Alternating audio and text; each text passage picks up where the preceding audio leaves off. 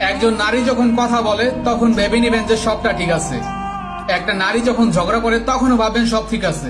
কিন্তু যখন কোনো নারী চুপ হয়ে যাবে তখনই ভেবে নিবেন যে একটা ঝামেলা হয়ে গেছে। কারণ নারীদের চুপ হয়েটা হচ্ছে লাস্ট একটা স্টেপ। একটা নারী ব্যাখ্যা করে, কথা বলে, কনভিন্স করে, ফাইট করে, কার্গো করে, আবার কান্নাও করে।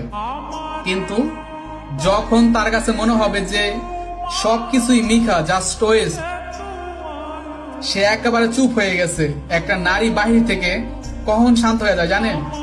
যখন সে ভিতর থেকে একদম ভেঙে চুরে তছনছ হয়ে যায়, একদম শেষ হয়ে যায়। এই জন্য একটা নারী যখন চুপ থাকে তাকে কথা বলার সুযোগ করে দেন, তার কথাগুলো শুনুন, জানতে চান। কারণ একজন নারীর চুপ থাকা, তাহলে ভেবে নিবেন যে আপনি আপনার শখের নারীকে হারিয়ে ফেলছেন। আমার এই কথাগুলো না মনোযোগ সহকারে শুনবেন। একটা নারী নীরবতাকে কখনোই না হালকাভাবে নিবেন না। কিন্তু যে নারী যত বেশি ভালোবাসতে জানে সে নারী না তত বেশি এই ভালোবাসার মানুষটাকে ছাড়া থাকতে পারে। এটা আমি নিজে সাক্ষী।